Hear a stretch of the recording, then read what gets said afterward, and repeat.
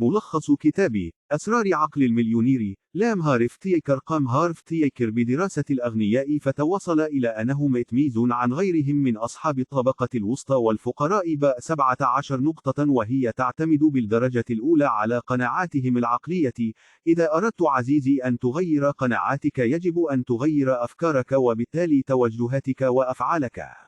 النقطة الأولى: الناس الأغنياء لديهم إيمان بأنهم يستطيعون تغيير حياتهم نحو الأفضل، في حين أن الفقراء يرون أن الحياة ترتبط بالصدفة والحظ ولا يد لهم فيها.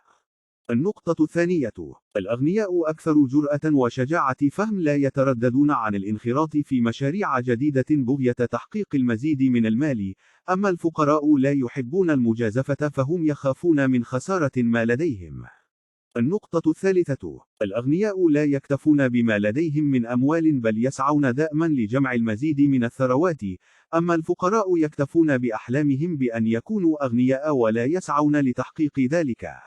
النقطة الرابعة: الأغنياء يفكرون بالأشياء الكبيرة والفقراء يفكرون بالأشياء الصغيرة، أي أن الأغنياء يفكرون بشراء القصور والسيارات الفاخرة، أما الفقراء يكفيهم العيش في منزل بسيط أو حتى كوك.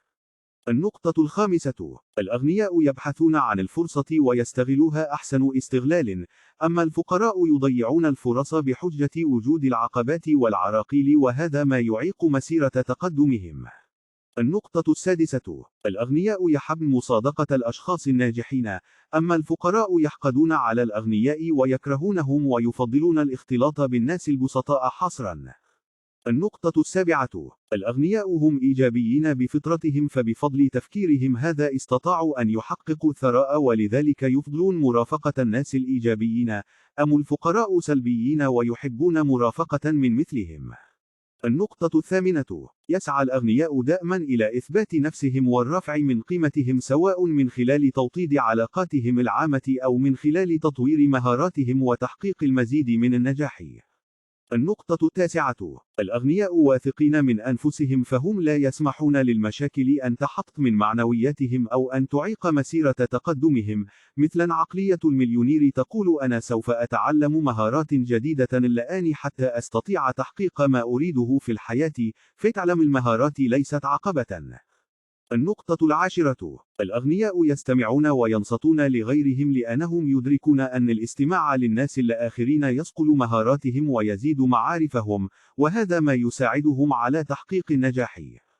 النقطة 11: الأغنياء يقيموا عملهم بناء على النتائج ومشاركة الأرباح حتى ولو كانت قليلة في البداية، لأنهم يعرفون كيف يزيدون ثروتهم، أما الفقراء يقيموا عملهم بناء على الوقت الذي قضوه، لأنهم لا يدركون قيمة الوقت الذي قضوه في العمل أو استأجروا لأجله. النقطة 12: الأغنياء يفكرون بعقلية الكل رابح، كما شرحها الكاتب ستيفن كوفي في كتابه العادات السبعة لأكثر الناس نجاحًا. النقطة 13: الأغنياء مهما بلغت حجم ثرواتهم يسعون لزيادتها، أما الفقراء يركزون فقط على الحصول على عوائد العمل الذي قاموا به حتى ولو كان قليل. النقطة 14: سبب نجاح الأغنياء أنهم يتولون إدارة أموالهم من أجل زيادة ثروتهم، أما الفقراء يركزون على إدارة مصاريفهم فقط، وهذا ما يزيدهم فقرًا. النقطة 15: تعمل أموال الأغنياء لهم والفقراء يعملون من أجل المال. النقطة 16: الأغنياء يسيطرون على مخاوفهم وينجحوا في القضاء عليها، أما الفقراء يسمحون للخوف أن يسيطر ويغلب عليهم. النقطة 17: الأغنياء يستمرون في عملية التعلم، وهذا سبب نجاحهم وتفوقهم في الحياة، أما الفقراء يكتفون بما لديهم من مهارات.